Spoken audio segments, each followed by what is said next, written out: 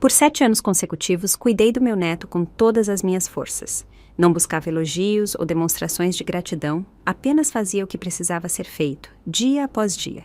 Embalava-o para dormir. Caminhava de um lado para o outro durante febres e pesadelos. Até que um dia, minha nora me olhou nos olhos e disse com frieza: agora precisamos do nosso próprio espaço. Simples assim, sem alarde, eu parti. Sem agradecimentos.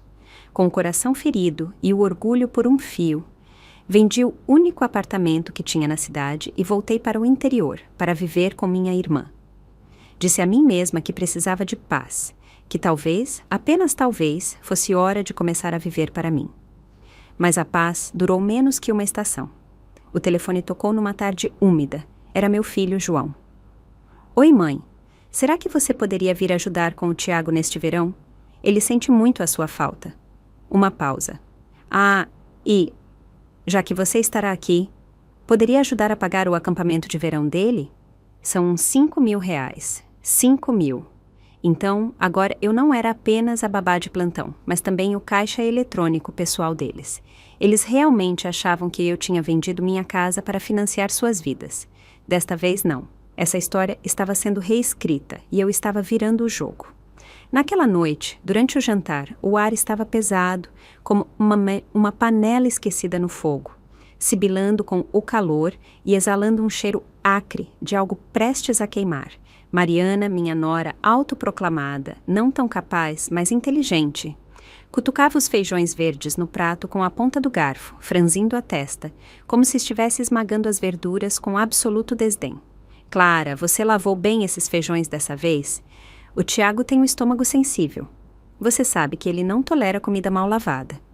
Deixei a tigela na mesa com um peso no peito. Eu tinha lavado e esfregado aquelas verduras 2 vezes. Tinha descascado e cortado todos os talos. O que ainda poderia estar errado? Antes que eu pudesse responder, ela se virou para Tiago. Querido, a comida da vovó está boa, ou prefere que a mamãe te leve para comer fora? Tiago olhou para ela, depois para mim. A comida da vovó também é boa, murmurou. Mas seus olhos já estavam tomando partido. Um arrepio percorreu meu corpo. Mariana continuou, suavizando o tom apenas o suficiente, lembrando que João, meu filho, estava ali. Clara, será que você pode abaixar o volume da TV à noite? Temos que trabalhar cedo e o Tiago tem escola. Aquele programa que você vê mantém todo mundo acordado. Eu sempre ia para a cama cedo e acordava cedo. Eles é que eram notívagos. Não era a primeira vez que nossos horários colidiam, e eu sabia que não seria a última. Virei-me para João, meu filho. Ele mantinha a cabeça baixa, mastigando, fingindo não ouvir uma palavra. Uma fúria cresceu dentro de mim tão rápido que tirou o ar dos meus pulmões. Mariana, disparei com a voz trêmula. Cuidei do Tiago por 7 anos, dia e noite. Você realmente acha que eu faria algo para prejudicá-lo? Vou abaixar o volume, tudo bem, mas não ouse distorcer as coisas ou mentir. João finalmente levantou a cabeça. Mãe, calma. A Mariana só quis dizer isso com carinho. O tom dele era leve, como se estivesse alisando leite derramado. Ela só pensa no melhor para o Tiago, para todos nós. Não podemos ser compreensivos? Compreensivos. Minhas mãos tremiam. Eu tinha sido compreensiva. Não fiz nada além de compreender. Cozinho, limpo, faço recados, cuido do seu filho do amanhecer ao anoitecer. E isso é o que recebo. Reclamações sobre como lavo as verduras, que minha TV está alta demais. Mariana largou o garfo, os lábios curvando-se num leve sorriso educado, uma lâmina embrulhada em seda. Clara, não é que não te apreciemos, mas sentimos que já é hora de termos nosso próprio espaço. O Tiago está crescendo. Ele precisa desenvolver independência. Independência. Que palavra inteligente para encobrir o que realmente queriam dizer. A verdade era clara. Eu não fazia mais parte do quadro. Era a bagunça que precisavam limpar. Por 7 anos, girei ao redor daquela pequena família como um peão, até perder o senso de mim mesma. E agora, esgotada, queriam me descartar como um móvel velho. Eles receberam meu calor, mas sentiram que era demais. Muito próximo, muito incômodo. Depois daquela noite, a casa mudou. Era como se alguém tivesse silenciado a música. João e Mariana moviam-se em sincronia, evitando-me com a elegância de uma rotina ensaiada. Costumávamos sentar juntos depois do jantar, conversar sobre o dia, assistir TV. Agora, eles levavam os pratos e sumiam para seus quartos ou saíam para passear com Tiago sem mim. Fui deixada naquela sala vazia, sussurrando para mim mesma, diante de uma tela, como um fantasma, tentando fingir que ainda pertence aos vivos. Não apenas me ignoravam, eles me rebaixaram. Eu não era mais avó. Era barulho de fundo, ou pior, um móvel que rangia demais. Tentei me conectar com Tiago, ofereci ler um livro, construir uma torre de blocos, mas ele se afastava, o olhar hesitante e cauteloso. A mamãe disse que agora eu tenho que aprender a brincar sozinho, ele disse. Não devo depender de você o tempo todo. Aquela frase cravou-se no meu coração como uma espada. Crianças não sabem mentir. Elas apenas repetem o que lhes ensinam. E Mariana, ela mesma, entregara a faca. Naquela noite, algo dentro de mim congelou. O calor no meu peito endureceu, ficando frio, depois mais frio ainda. Fiquei acordada na cama estreita do quarto de hóspedes, sem dormir. Do quarto principal ao lado, ouvia vozes abafadas. João e Mariana sussurravam baixo, com cuidado, comedidos. Não entendia as palavras, mas não precisava. A cadência silenciosa e contida era suficiente. Eu já estava do lado de fora. Virei-me para essa mesinha de cabeceira. Lá estava uma foto pequena. Tiago ainda bebê, com bochechas redondas e radiantes, sorrindo travesso para a câmera. Lágrimas brotaram rápidas, quentes, implacáveis. Algumas noites depois, João estava na minha porta. Bateu suavemente, como um remorso. Esfregava as mãos, o olhar perdido em todos os lugares, menos em mim. Mãe, disse pigarreando como se fosse dar uma boa notícia. Você trabalhou muito todos esses anos. Achamos que talvez seja a hora de você descansar. Descansar é mesmo? Não disse uma palavra, apenas o encarei. Ele hesitou, escolhendo as próximas palavras, como se estivesse arrumando flores num funeral. Eu e a Mariana conversamos e, bem, achamos que talvez fosse melhor você voltar para o interior ou, quem sabe, encontrar um lugarzinho próprio por aqui. Sabe? Um lugar mais tranquilo. Nosso horário está bem corrido ultimamente e não queremos atrapalhar seu sono. Tranquilo, claro, para eu poder descansar. Que bela camada de tinta para o que era, na verdade, apenas um despejo. Não pensavam no meu descanso, simplesmente não queriam mais me ver. O que realmente queriam era que eu sumisse da vida cotidiana deles, limpa e silenciosamente. E, de repente, algo dentro de mim esfriou para sempre. Não houve gritos, nem portas batidas, porque às vezes o som mais pesado do mundo é o silêncio que vem depois de se render. Naquela noite, não disse nada. Na manhã seguinte, comecei a fazer as malas.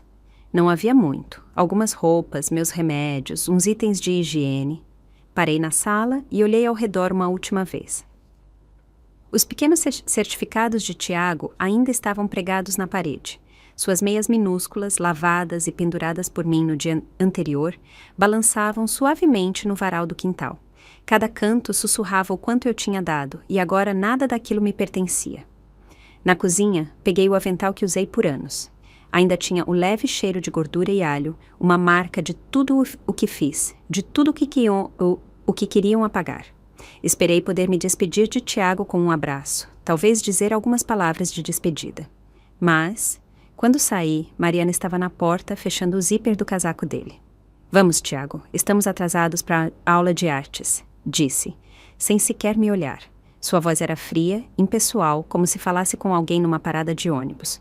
Tiago me olhou. Havia um brilho de hesitação em seus olhos, talvez até tristeza, mas acima de tudo, confusão. Tchau, vovó, murmurou, e deixou que ela o levasse.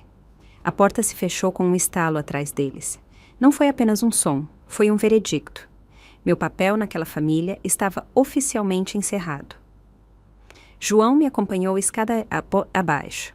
No elevador, ele não disse nada. De vez em quando, me lançava um olhar de soslaio e desviava rapidamente, como um estudante pego colando na prova.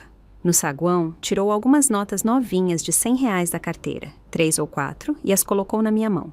Mãe, pega isso por via das dúvidas, murmurou. E se precisar de alguma coisa, é só ligar. Olhei para as notas. Naquele momento, elas pareciam brasas na palma da minha mão. Não as peguei. Não disse uma palavra. Apenas agarrei minha pequena mala e saí sem olhar para trás. Um passo, depois outro. Coluna ereta. Passos firmes. Sem dar a ele uma única chance de se arrepender. Isso não foi uma derrota, nem uma rendição. Isso foi dignidade. Que pensassem que me descartaram. Logo veriam que sem eles eu viveria perfeitamente. Na verdade, viveria melhor. Quando saí do prédio, o céu já estava escuro.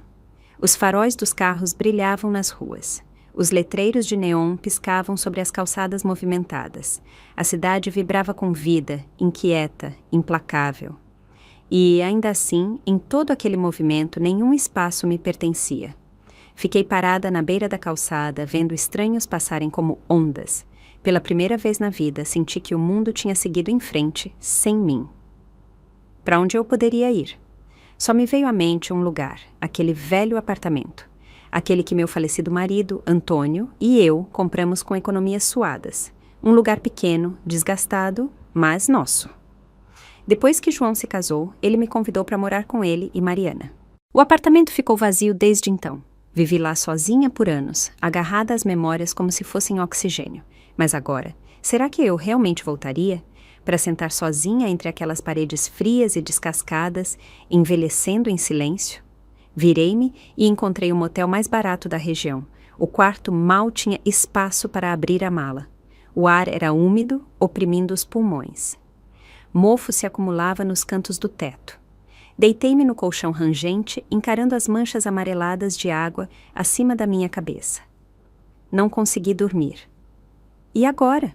Coloquei a mão sob o travesseiro e peguei o celular. Com as mãos trêmulas, disquei o único número que fazia sentido. Ana, minha irmã, morava num vilarejo tranquilo, a quilômetros de distância. Fazia anos que não nos víamos. Ela atendeu após alguns toques, a voz quente, mas sonolenta. Clara, o que houve? Por que está ligando tão tarde? Quis rir, dizer algo leve, mas assim que abri a boca, as lágrimas jorraram. Engasguei com cada palavra. A voz entrecortada enquanto a dor se derramava em pedaços. Não foi bonito, não precisava ser. Ela entendeu tudo. Como assim? O que eles fizeram?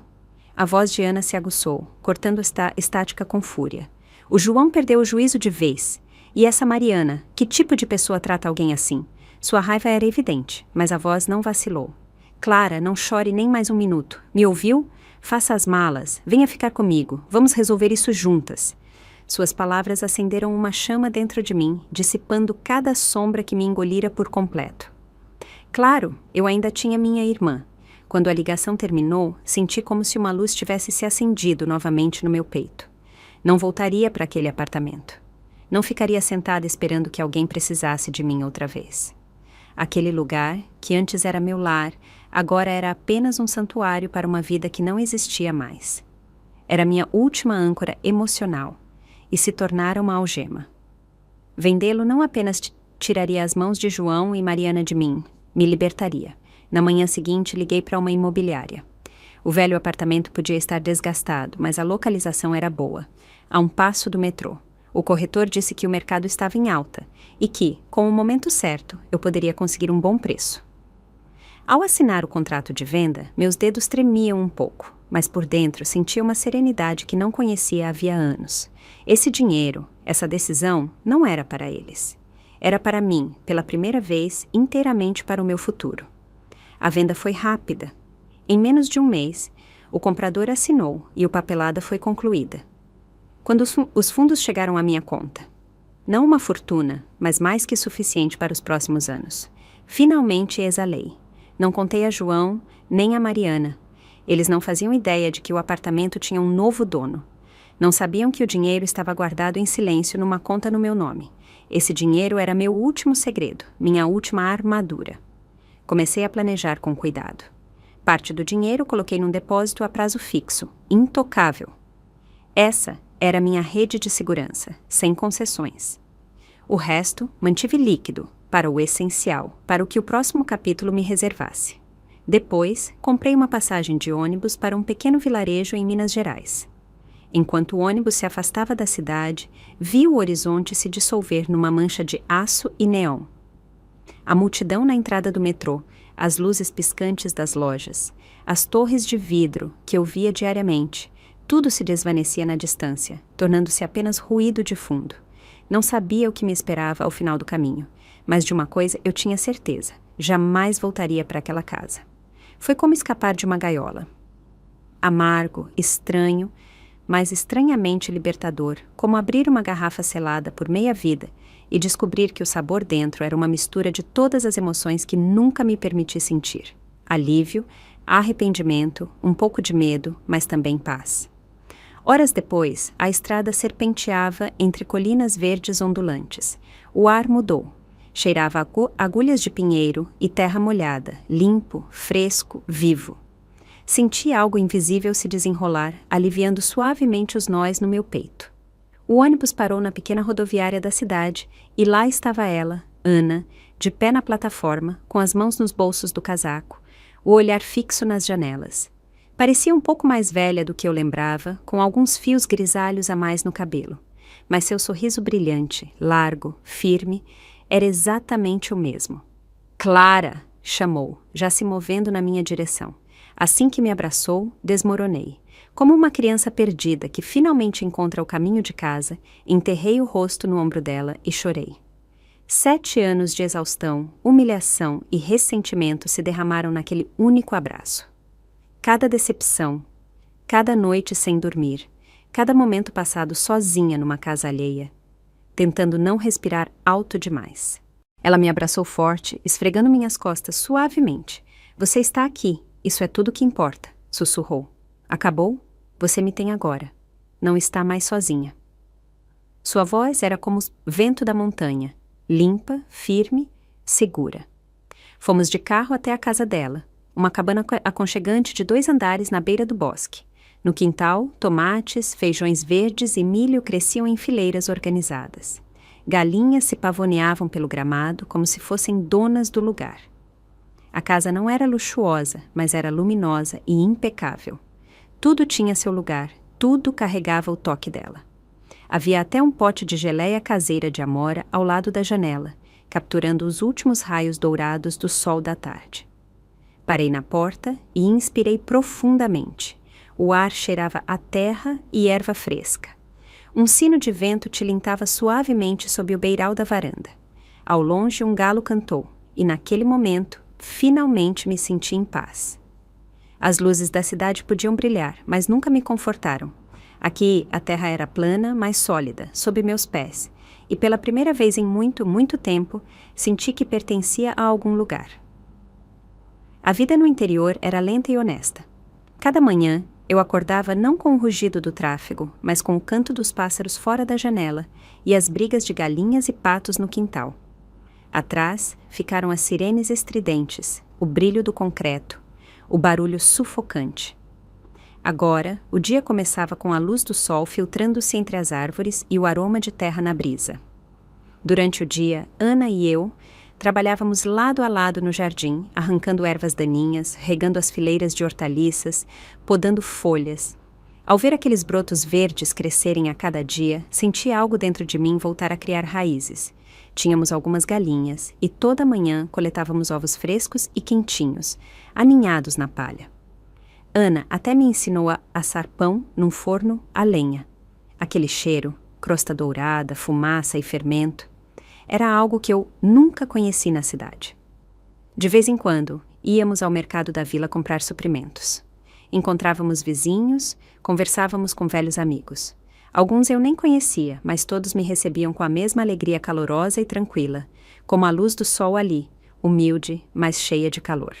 Claro, o trabalho deixava meus músculos doloridos, mas à noite eu dormia profundamente, sem sonhos, sem pesadelos, sem nenhum peso oprimindo meu peito como antes, naquele velho lar. Aqui, as pessoas falavam com franqueza, às vezes até com certa aspereza, mas com sinceridade. Muito melhor que os sorrisos falsos e as meias verdades açucaradas a que me acostumara na cidade. O velho vizinho aparecia na nossa porta com uma truta recém-pescada. Outra vizinha trazia pão de milho quente embrulhado num pano de prato. Come, dizia. Se quiser mais, faço outra fornada. E de alguma forma, Aquelas palavras simples curavam mais que qualquer pedido de desculpas. Ana e eu costumávamos sentar no banco de madeira do jardim, descascando feijões verdes enquanto o sol se punha atrás das colinas. Uma tarde, enquanto desgranávamos ervilhas num balde de metal, ela me olhou e perguntou: "E agora? Algum plano agora que está instalada?" Sorri, olhando para o pedaço de terra além da varanda. "Bem, primeiro o primeiro. Quero arrumar este lugar, deixar ele um pouco mais confortável para morar." Fiz uma pausa, meus pensamentos já tomando forma. Quanto ao resto do dinheiro, estive pensando: e se começarmos algo pequeno? O ar aqui é limpo, a terra é boa. Talvez uma pequena pousada na fazenda, ou vender as verduras e conservas que cultivamos aqui. Nada grande, só o suficiente para nos manter ocupadas. Os olhos de Ana brilharam na hora. Faz anos que quero fazer isso. Só não tinha o dinheiro para começar, mas agora, entre nós duas, podemos fazer algo realmente especial. Ao vê-la se iluminar assim, senti-me estável pela primeira vez em muito tempo. Na cidade, eu passava os dias girando em torno da merenda do Tiago depois da escola, dos humores de João, dos caprichos de Mariana. Era um fio desgastado, puxado em todas as direções, sem permissão para manter sua forma. Mas agora eu cuidava da terra. Aqui, se eu plantasse algo, sabia exatamente o que colheria em troca. Justo quando a vida começava a parecer estável, novamente, a paz se estilhaçou com uma única ligação. Identificador de chamadas: João. Fiquei olhando a tela por alguns segundos, o coração apertado de um jeito familiar e pesado. Caminhei até o outro lado do quintal, fora da vista de Ana. Respirei fundo. Atendi. "Oi, mãe." A voz dele soava estranha, casual demais, forçada demais. "Oi, querido." Respondi, calma. Ele conversou um pouco. Não perguntou como eu estava, nem mencionou minha partida. Não ligou para saber de mim. Ligou para pedir algo.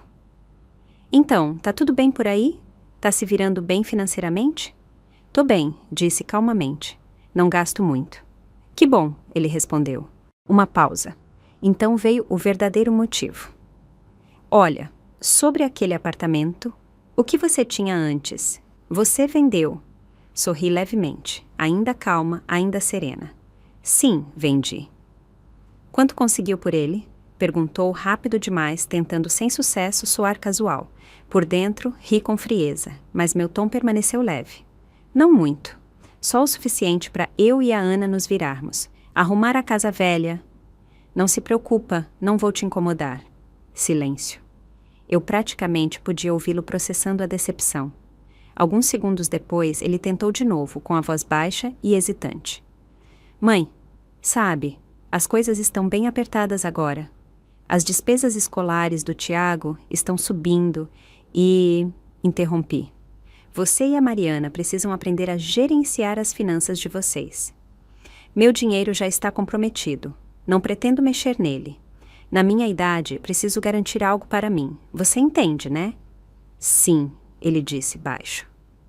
E assim a ligação terminou. Fiquei no quintal, o celular na mão, olhando as colinas distantes. O vento trazia o aroma de terra e pinho. Mas não havia paz no meu peito. Eu sabia. Isso era só o começo. Eles não me soltariam tão fácil. Pouco depois, Ana deve ter notado minha expressão. Aproximou-se e deu um leve toque no meu braço. "O João ligou, né? O que ele queria dessa vez?" Contei tudo. Ela bateu no joelho, furiosa.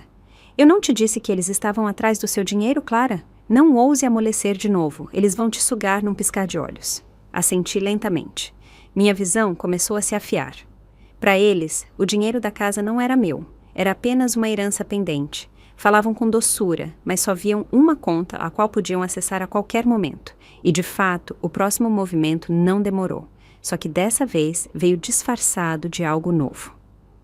"Vovó", a voz de Tiago, suave, familiar, hesitante, como o som de velhas memórias puxando as fibras do meu coração.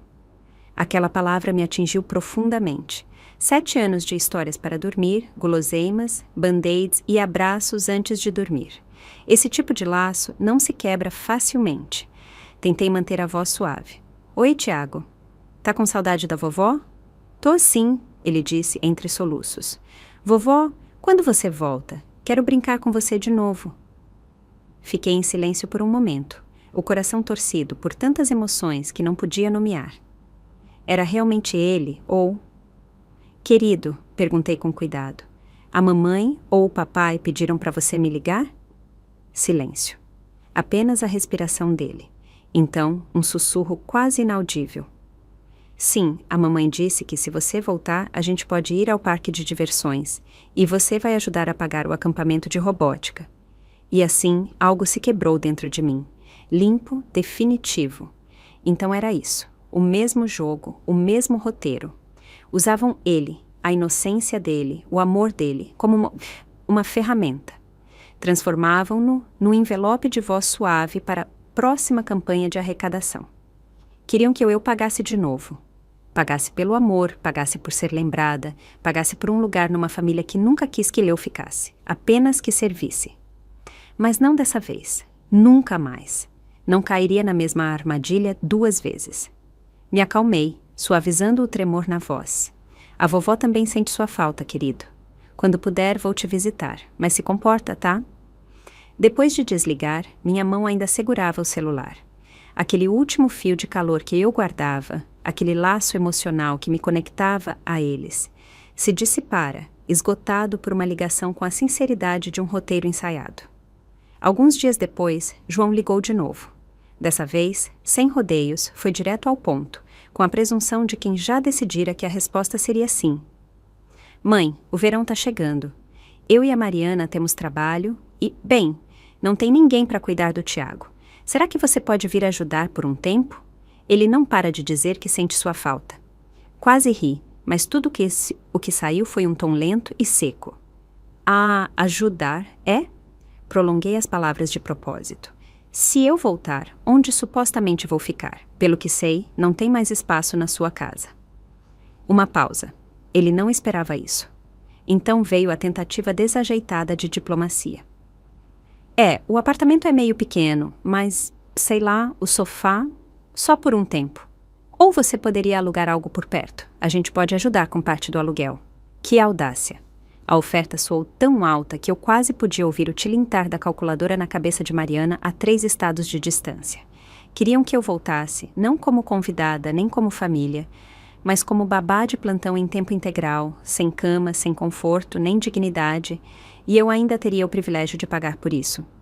Talvez com um subsídio parcial para o aluguel, como se eu fosse uma funcionária temporária autossustentável, com um esfregão numa mão e um cartão bancário na outra. A raiva subiu rápido, ardente.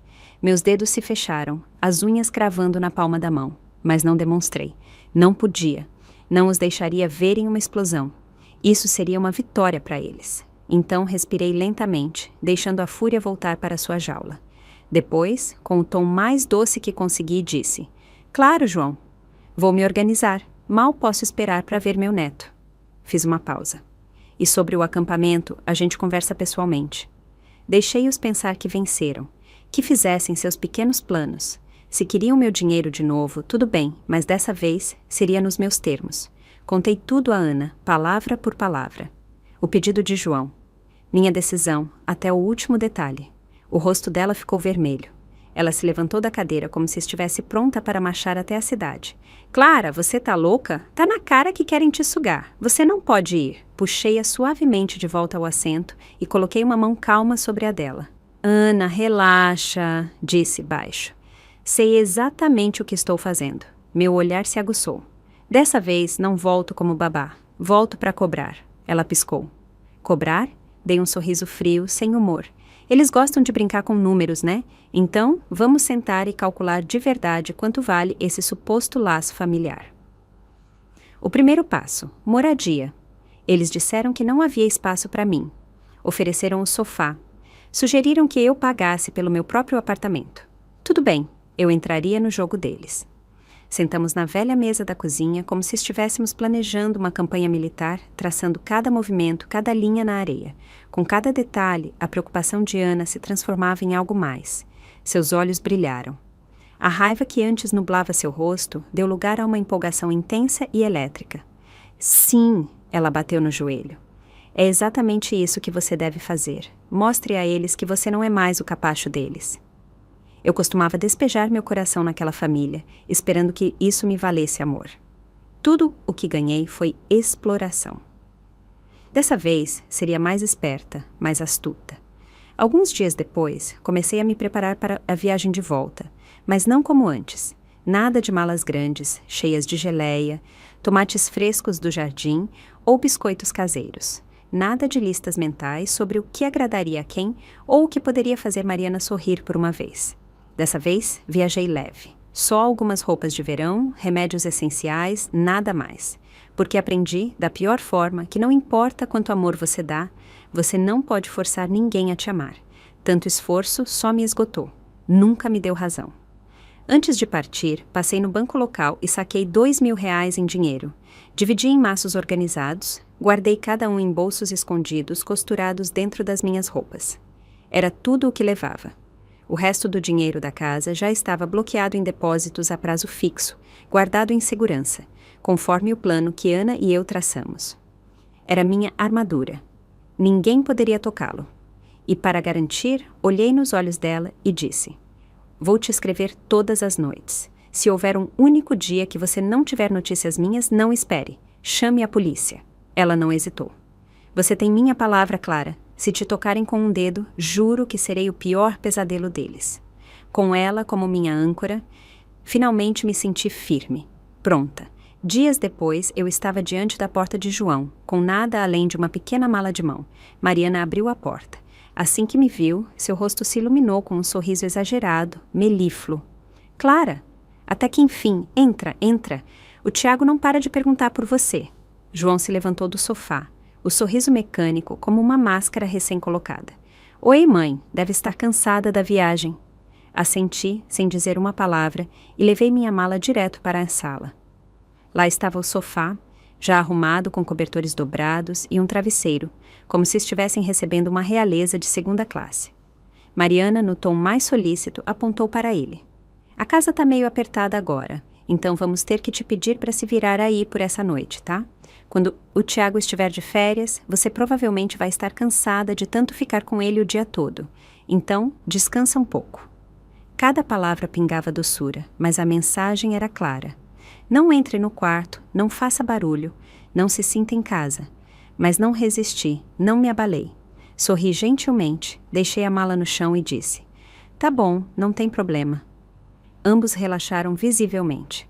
Quase dava para ouvir o suspiro de alívio deles, e foi então que ataquei. "Minha coluna não é mais a mesma", acrescentei casualmente. "O sofá é meio apertado. Além disso, levanto 2 ou 3 vezes à noite, acendo e apago as luzes. Não quero atrapalhar o sono de vocês." Fiz uma pausa, observando os rostos deles se retesarem como cordas esticadas rápido demais. Estava pensando: tem um motelzinho simpático logo ali fora do condomínio. Não é caro. Posso ficar lá. Assim cuido do Tiago durante o dia e volto à noite, sem interrupções. Todo mundo sai ganhando. Minha voz era suave, tranquila, mas cada palavra ecoava como uma taxinha no chão de mármore. Queriam uma babá interna de graça? Que pena! Essa babá tinha opções e orgulho. A sala congelou. Não estava nos planos deles. Mariana foi a primeira a se recuperar, a voz subindo um tom. "Um motel? Nossa, Clara, que caro! Para que gastar tanto?" "Claro, nosso apartamento é pequeno, mas o sofá funciona direitinho, não precisa gastar com isso." Mas não era o dinheiro que a preocupava, era o controle. Se eu não estivesse sob o teto deles, não estaria à disposição total. Nada de me chamar para o jantar. Nada de me culpar para fazer mais favores. Seria um inconveniente. "Nossa, Mariana", disse, ainda sorrindo. Depois me virei para João. "É só um motel. Não é nada demais. Acho que mereço um pouco de conforto, não acha?" Dei um suspiro leve e encolhi os ombros. O único problema é que não trouxe muito dinheiro. Foi tudo meio corrido, então a comida, o motel... Deixei a frase no ar. As expressões deles mudaram na hora. Entenderam o recado. Me convidaram, eles pagam o custo. Os sorrisos educados se dissiparam como fumaça. João começou a se remexer, o olhar alternando entre mim e Mariana, como um garoto pego colando na prova. O suor escorria pela testa dele. Mariana apertou a mandíbula, os lábios comprimidos. Seus olhos se estreitaram como facas afiadas. O silêncio pairava na sala, denso e oleoso. Finalmente, João falou com a voz rígida. Tá bom, murmurou, pegando a carteira e me entregando algumas notas novas. Uns R$ 500 por uns dias. A gente resolve depois. Mariana soltou um suspiro forte pelo nariz e saiu pisando firme, sem dizer mais nada. Aceitei o dinheiro com expressão neutra, sem deixar transparecer um pingo de satisfação. Obrigada, vou me instalar, disse. Nos vemos amanhã. Estarei aqui às 8 em ponto para começar a trabalhar. E sem olhar para eles por mais um segundo, rolei minha mala até a porta e saí. O sol brilhava. A brisa trazia notas de café fresco e sabão da lavanderia da esquina. Caminhei até uma pousada modesta e barata e reservei um quarto. Não era luxuoso, mas as janelas eram claras, a cama era macia e, o mais importante, ninguém me olhava como se eu devesse algo. Deixei a mala e fiz a primeira coisa que precisava fazer, ligar para Ana. Passo concluído, disse. Do outro lado, ela praticamente batia na mesa. Essa é minha irmã. Mostra quem manda. Desliguei e me afundei na cama, exalando profundamente. A luz do sol entrava pela janela, quente e dourada, um mundo distante do sofá frio e duro que haviam preparado para mim. Mas eu sabia que não podia me acomodar. Isso era apenas o aperitivo. O prato principal, aquele acampamento de robótica de R$ 5.000, ainda estava por vir. Vamos ver o que eles realmente queriam. Uma mãe ou apenas o dinheiro? Exatamente às 8 da manhã seguinte, apareci na porta de João, pontual como prometi. Foi Tiago quem atendeu. Vovó! Seus olhos brilharam por um instante, com aquela alegria pura e sem filtro que só uma criança pode oferecer. Mas, tão rápido quanto acenderam, apagaram-se, como se ele estivesse calculando se era permitido sentir tanta felicidade. Estendi a mão e baguncei seu cabelo suavemente antes de entrar. Mariana saiu do quarto arrastando os pés, ainda de pijama, bocejando pela metade, forçando um sorriso que era mais espinho que carinho. Oi, você chegou, disse, assenti, com tom neutro. O Tiago já comeu? Ela se virou para a cozinha. Ainda não, ia preparar algo agora. Não respondi. Sentei no sofá, liguei as notícias da manhã e assisti em silêncio. Minutos depois, ela apareceu com 2 pratos de um café da manhã simples e os colocou na mesa sem dizer nada. Olhou-me de soslaio, com vontade de falar algo, mas engoliu as palavras. Após o café, João e Mariana tinham pressa para sair, vestindo-se quase em silêncio. Quando ela fechava o zíper do casaco, Mariana jogou por cima do ombro. Clara, prepara algo leve para o almoço. A roupa do Tiago está na máquina, você pode lavar. Voltamos para o jantar, então não cozinha muito tarde. Levantei a vista, calma, sem pressa.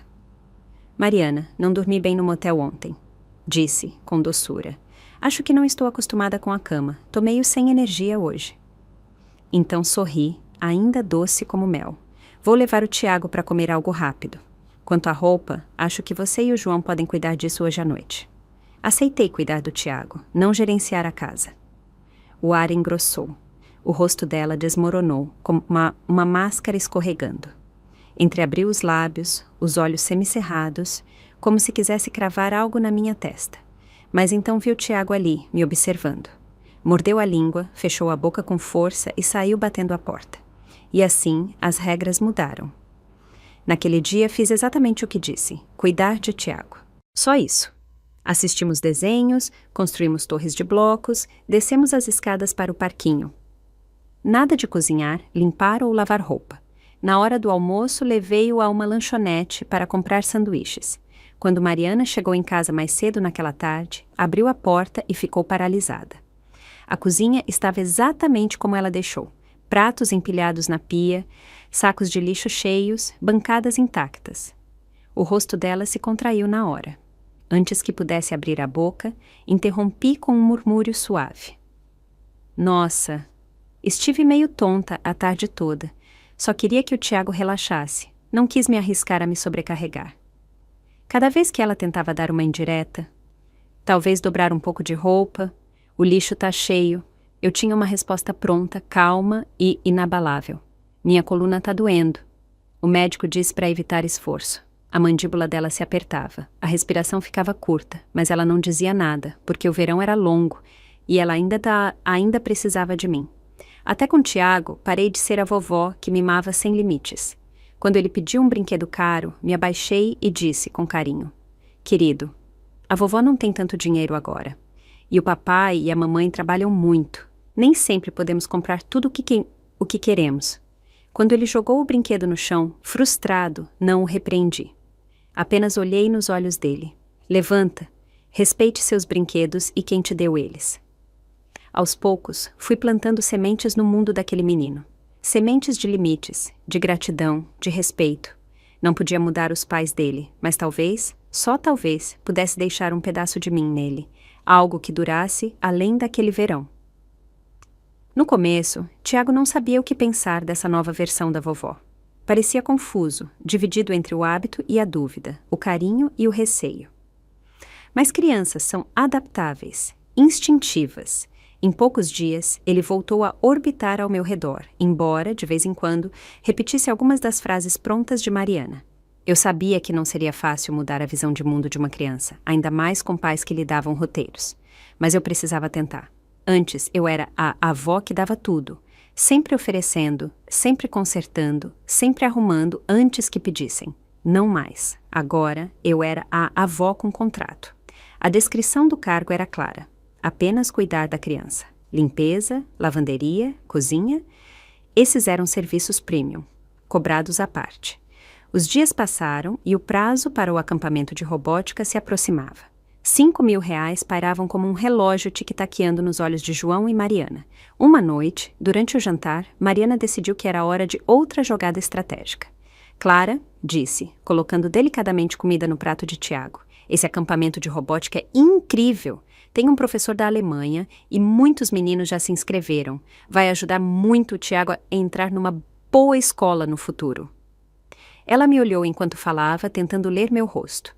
João entrou na conversa com tom urgente. Mãe, a concorrência tá pesada hoje em dia. Não queremos que o Tiago fique para trás. Larguei os hashi, assenti pensativamente e me inclinei com aparente curiosidade. Sério? O que ensinam? Quem é o instrutor? Onde são as aulas? Quantas vezes por semana? Bombardeei-os com perguntas, soando genuinamente interessada. Eles morderam a isca, despejando uma enxurrada de detalhes. Programação, trabalho em equipe, programas STEM internacionais, vendendo o acampamento como experts em marketing. Quando finalmente pararam para respirar, deixei o silêncio pairar por um segundo. Então suspirei e disse: parece ótimo, de verdade, mas 5.000 reais é uma fortuna. Acrescentei uma leve franzida na testa, o suficiente para sugerir que talvez fosse demais para mim. Depois, casualmente, mudei de assunto. Mas vocês têm empregos bons agora, né? Não compraram aquele carro novo ano passado? E, Mariana, aquele bolsa de marca que você postou no Instagram outro dia não era nova?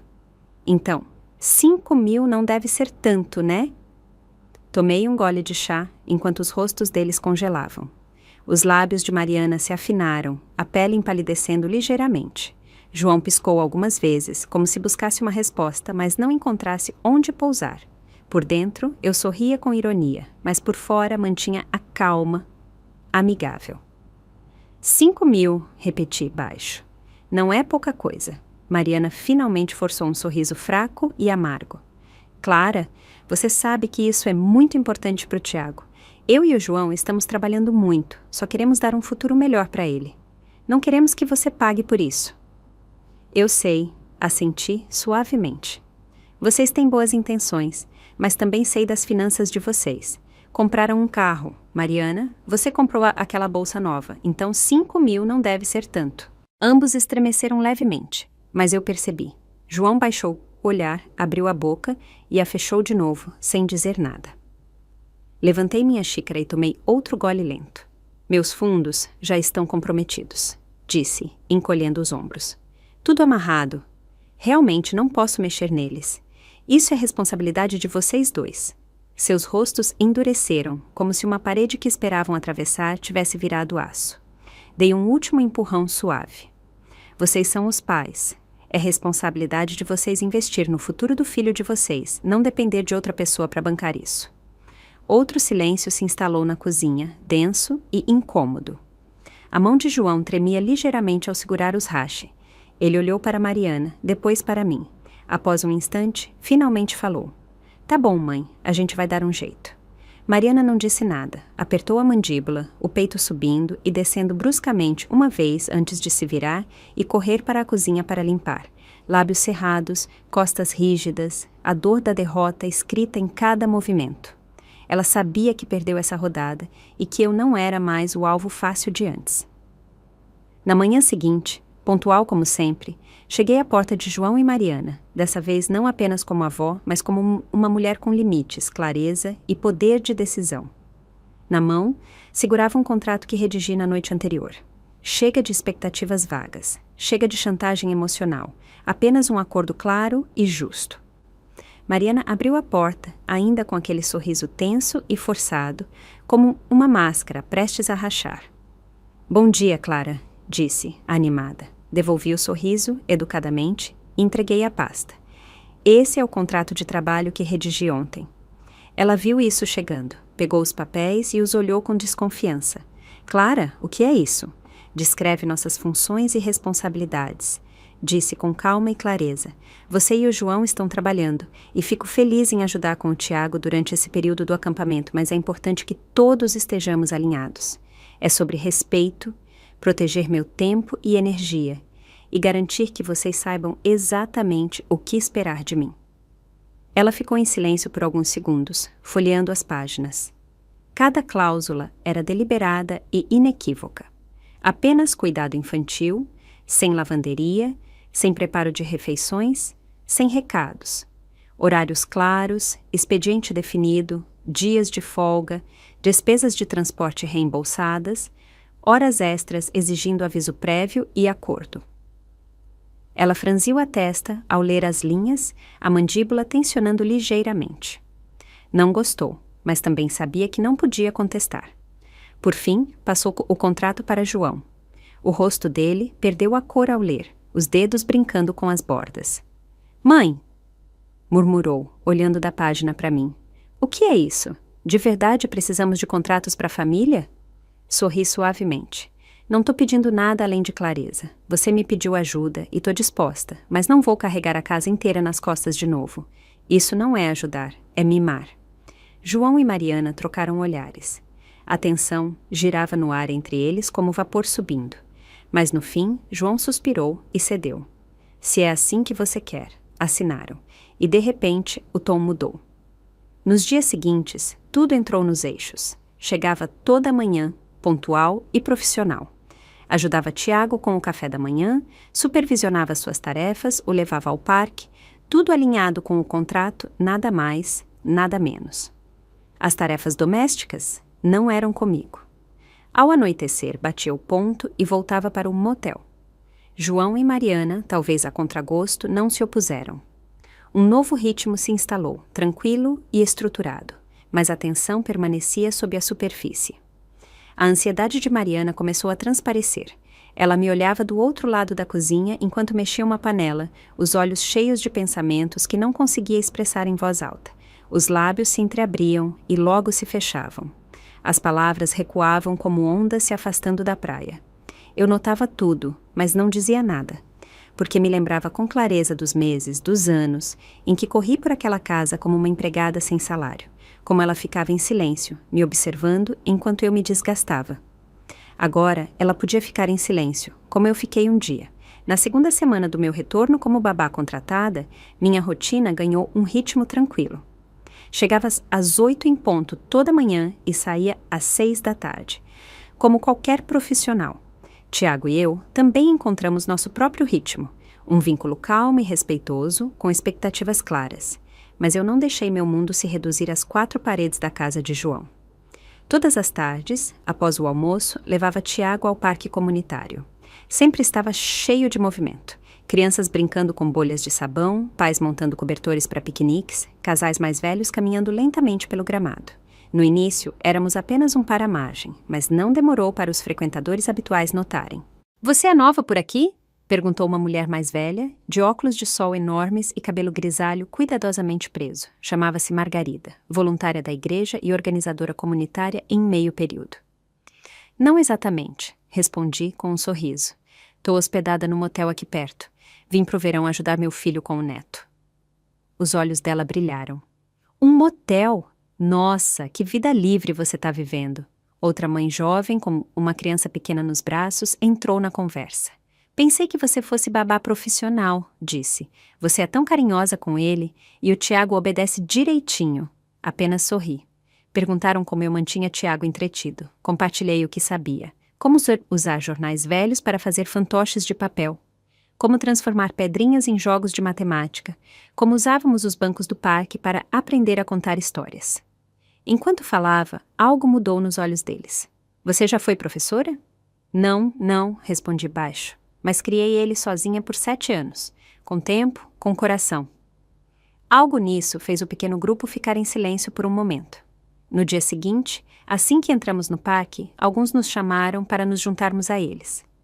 Uma mãe com 2 filhos me entregou um panfleto. Nossa igreja está organizando um dia de voluntariado familiar no sábado. Vamos separar doações e fazer trabalho comunitário com as crianças. Você e o Tiago querem vir? Peguei o panfleto com um gesto de agradecimento. Ao me virar, Tiago me olhou, curioso. Vovó, o que é um voluntário? Ajoelhei-me ao nível dele e falei devagar. É quando você dedica seu tempo para ajudar os outros sem esperar nada em troca, só porque acha que é o certo. Ele assentiu lentamente, sem entender completamente, mas sentindo o significado. Naquela noite, durante o jantar, trouxe o assunto à tona, casualmente. No sábado, pretendo levar o Tiago a um evento de voluntariado na igreja. Tudo bem para vocês? O garfo de Mariana parou no ar. Igreja? Disse, com a voz tensa. Seguro. Claro, respondi, leve. É totalmente seguro, e acho que vai ser uma boa experiência de aprendizado para ele. Ela não respondeu, mas seus olhos diziam tudo. No sábado, chegamos como prometido. Tiago e eu separamos roupas, etiquetamos caixas e ajudamos outras crianças a organizar prateleiras. Margarida elogiou a dedicação dele e algumas mães tiraram fotos para o grupo de Facebook da igreja. Naquela noite, Mariana chegou em casa com o rosto tenso. Pelo visto, uma colega de trabalho viu as fotos, especialmente uma de Tiago, orgulhoso, ao lado de sua pilha de caixas etiquetadas, que acumulou o maior número de curtidas. O sorriso de Mariana sumiu. Clara, você não acha que é meio demais para ele? Ele só tem 7 anos. Ele se divertiu, disse com leveza, e me virei para Tiago. Não foi, querido. Tiago levantou a cabeça dos blocos na sala, os olhos brilhando. Mamãe, hoje ajudei com as roupas. A vovó disse que a gente estava fazendo o bem. Mariana não respondeu. Apenas sumiu na cozinha. Nos dias seguintes, algo sutil mudou. As pessoas do bairro começaram a me reconhecer. Alguns me cumprimentavam. Mães começaram a nos convidar para sentar perto durante os piqueniques. Crianças passaram a me chamar de Dona Clara. Tiago também se acostumou com nossas saídas diárias. Começou a perguntar se podíamos sair para ajudar mais vezes. Eu não estava tentando substituir Mariana. Estava apenas me recuperando, encontrando a versão de mim que prosperava no mundo, não apenas na pia da cozinha de outra pessoa. Quanto a Mariana, sua inquietação inicial se transformou num ressentimento silencioso. Ela parou de me desafiar diretamente, mas o cansaço em seu rosto se aprofundava a cada dia. Uma noite, após o jantar, João se aproximou e me entregou num copo d'água. Sua voz era baixa, despreocupada. Isso da igreja, obrigado. O Tiago tá diferente ultimamente, pro bem. Assenti, sem precisar dizer mais, mas, por dentro, eu sabia. A dinâmica estava mudando. Isso não era mais apenas cuidar de criança, era influência, e eu mal começara a usá-la. Era uma tarde de quarta-feira, ar fresco, luz dourada, o tipo de dia de outono que se instala na pele como uma doce lembrança. Após o almoço, como sempre, Tiago puxou minha manga. Vovó, vamos pro parque. Assenti, peguei nossos casacos e uma garrafa d'água. Ao sair, ele enfiou a mãozinha na minha, sem dizer nada. Caminhamos lentamente pelo caminho ao lado do lago. Tiago desviou para o gramado, chutando folhas caídas sem padrão, apenas a liberdade de uma criança sem pressa. Vovó, disse de repente virando-se para mim. Você lembra onde a gente pegou aquelas bolotas da última vez? Pisquei surpresa, mas assenti. Claro, você encheu meu bolso com elas e disse que ia plantar uma árvore de bolotas. Ele riu. Pensei que ia crescer na manhã seguinte, e você disse que a gente tinha que regar com leite. Sorri. Quem diria que você acreditaria? Caminhamos e conversamos, nada profundo, apenas pedaços de memórias compartilhadas. Em certo momento disse, lembro da primeira vez que você teve febre. Me deu um susto danado. Ele levantou a cabeça. Eu chorei. Você dormiu alguma coisa naquela noite? Não respondi. Apenas me aproximei e baguncei seu cabelo suavemente. De volta em casa, ele não correu para a TV como costumava. Em vez disso, foi direto para o quarto. Eu estava na cozinha pegando água para ele quando gritou. Vovó, vem cá! Encontrei-o sentado no chão, cercado de papéis e canetinhas. Ele me entregou um desenho. É para você, somos você e eu. Na página, um adulto segurava a mão de uma criança sob uma grande árvore. As linhas eram tortas, as cores saíam dos contornos, mas era perfeito. Você disse que a gente vinha nesse parque antes. Ele falou, baixo. Peguei o desenho e assenti. Não confiava na minha voz para falar. Naquele momento, a porta da frente se abriu. João estava em casa. Papai! Tiago correu até ele, agitando o papel. Hoje desenhei a vovó no parque. João pegou o desenho, olhou e não disse nada. Minutos depois, aproximou-se de mim. Sua voz era baixa. Mãe, obrigado. O Tiago tá diferente ultimamente. Pro bem. Não respondi. Ele hesitou, então acrescentou baixo. Acho que tô começando a entender como você o criou todos esses anos. Olhei nos olhos dele, calma, impassível. Ainda não é tarde para aprender. Naquela noite, Tiago insistiu que eu lesse o mesmo livro ilustrado 3 vezes seguidas. Só quando mal conseguia manter os olhos abertos, ele cedeu e foi dormir. Enquanto o cobria, murmurou. Vovó, você pode voltar a morar com a gente? Sorri, puxando o cobertor até seu queixo. Querido, sussurrei, um dia você vai crescer e não vai precisar da vovó do seu lado o tempo todo. A luz se apagou com um clique suave. Fiquei na porta por um bom tempo, observando-o. Ele se virou no sono. Sua voz era apenas um murmúrio fraco na escuridão. Vovó? Puxou algo bem fundo dentro de mim, mas não disse nada. Apenas fechei a porta, silenciosa, firme, lentamente. Na sexta-feira, à noite, a casa estava estranhamente quieta. Tiago estava no quarto, colorindo. Eu estava no sofá da sala com um livro, a TV desligada, a cozinha em silêncio. Apenas um rangido ocasional do lado de fora quebrava a quietude. Mariana saiu da cozinha e colocou os pratos na pia. Não me pediu ajuda como antes. Não disse uma palavra. Abriu a torneira, de costas para mim. João estava na mesa de jantar, sem tocar no celular. Olhou para mim, depois para Mariana, depois para mim de novo, como se tentasse pesar algo invisível. Finalmente falou. Mãe, levantei a vista e lhe murmurei. Ele hesitou. A Mariana disse que o Tiago tá diferente ultimamente. Mais calmo, brinca mais sozinho. Agora ele diz obrigado. Fechei o livro e assenti, com voz serena. Que bom. Ele pigarreou e baixou a voz, como se não quisesse que a água abafasse. Ela tá tendo dificuldade para aceitar. Acha que você tá fazendo de propósito, para ele gostar mais de você, como se fosse uma competição. Não disse nada, apenas o encarei. Ele continuou. Mas eu não acho que seja isso. Acho que você simplesmente sabe ver ele. Sabe o que importa. A água parou. Mariana se virou, com um pano de prato na mão, e disparou. E daí? Eu não vejo ele? É isso que você está dizendo? João estremeceu. Não quis dizer isso. Ela jogou o pano na bancada. Sabe como tem sido desde que ela voltou? Ela faz o que quer e de alguma forma ganha elogios. Eu lavo roupa, cozinho, cuido da logística e ninguém vê. Mariana, João tentou interromper, mas ela já estava embalada. Ela quer provar que é a melhor mãe, que é mais amada, e você, apontou para João, a voz falhando. Tá deixando ela. Não disse uma palavra, não a olhei, não me defendi. Fiquei ali, sentada, com o olhar fixo na mesinha de centro, onde as canetinhas de Tiago estavam espalhadas. Esperei. A raiva dela ricocheteava no silêncio como punhos contra algodão. Sem som, sem resistência, apenas quietude. João ficou em silêncio por um tempo, então baixo. Talvez ela simplesmente saiba amar melhor as pessoas. Tudo parou. Mariana abriu a boca e a fechou. Ficou paralisada. Seus ombros tremiam. Então se virou e saiu. A porta do quarto se fechou atrás dela com um clique suave, mas definitivo. Na manhã seguinte, pouco antes do amanhecer, saí do motel. João já estava lá, de pé ao lado do meu carro, com um envelope branco na mão. Mãe, disse com a voz rouca, não dormi muito essa noite. Não respondi. Ele estendeu o envelope. Não é dinheiro, é só um papel. Peguei, desdobrei. A letra era meio torta, meio apressada. Você sempre foi nosso lar, só esquecemos o que isso significava. Dobrei o papel e assenti.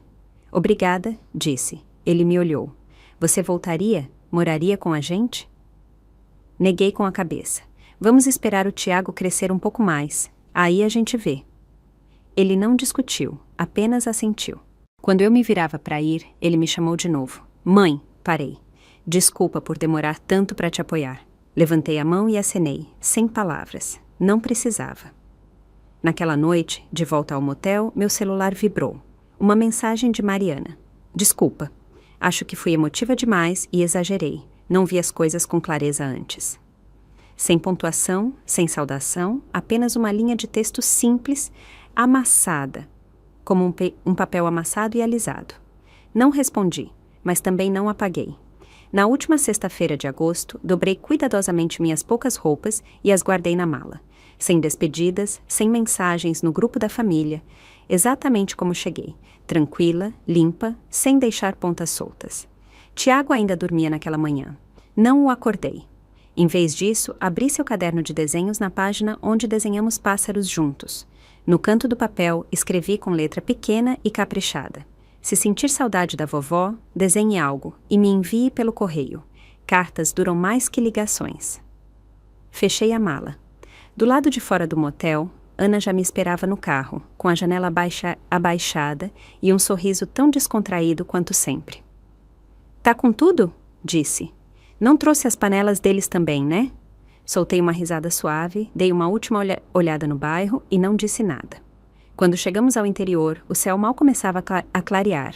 A casa continuava a mesma, de tijolo vermelho, 2 andares, só que agora havia algumas plantas de manjericão novas no jardim, o último experimento de Ana. Ao pular do carro, ela abriu os braços como uma mestre de cerimônias, anunciando o retorno de um espetáculo. Olha só quem voltou, nossa guerreira destemida da cidade, retornando para casa em glória. Não consegui segurar o riso. Arrastar minha mala para dentro pareceu menos um fim e mais chegar exatamente onde eu precisava estar. A cozinha cheirava a mingau quente. Um ronco familiar vinha da cama do cachorro no canto. Nada mudara, e ainda assim, de alguma forma, tudo mudara. Em poucos dias, voltei ao meu ritmo. Manhãs no jardim, tardes fazendo geleia, às vezes um passeio ao mercado com Ana de braço dado. O ritmo era lento, mas nunca vazio. Numa manhã fresca, a campainha tocou. Dona Clara, disse o carteiro, estendendo um envelope. Tem uma carta para a senhora. Parece que veio da cidade. Assinei. Assim que vi a letra, meu coração deu um salto. Letras tortas, escritas com cuidado. Tiago. Sentei à mesinha da cozinha e abri devagar. Um pedaço de cartolina rígida e amassada deslizou para fora. Um desenho. Uma criança de mãos dadas com uma mulher de vestido azul sob uma grande árvore. No topo das ramas, 3 pássaros alçavam voo. No verso, em letras de forma trêmulas. Vovó, você ainda faz geleia de amora. Quero comer seu pão de novo. Minha professora pediu para escrever sobre a pessoa mais carinhosa que conheço. Escrevi sobre você. Tô com saudade. Não chorei. Levantei-me e fui até a geladeira. Prendi o desenho com um ímã, segurando um canto. A luz do sol entrava pelas janelas da cozinha, iluminando as fileiras de potes de geleia no parapeito. Brilhavam num tom âmbar, como garrafas de verão. Abri um pote ainda morno, provei uma colherada. Estava mais doce do que eu lembrava. Ana espiou da varanda. Que cara é essa? Brincou. Deixa eu adivinhar. Alguém escreveu pedindo dinheiro. Olhei para ela e sorri. Não, um lembrete de que eu ainda importo. Ela arqueou uma sobrancelha. Querida, você comanda este pedaço. é a CEO da Geleia de Amora. Ri, mas não respondi. Em vez disso, dobrei a carta de Tiago e a guardei na caixa de madeira no fundo da gaveta da cozinha, onde mantinha as coisas importantes. Porque envelhecer não significa perder valor. Às vezes, significa apenas ser necessário de uma maneira diferente. Se você gostou dessa história, pode se inscrever no canal e curtir esse vídeo. Você pode me apoiar enviando um super obrigado para ouvir mais histórias como essa. Até a próxima!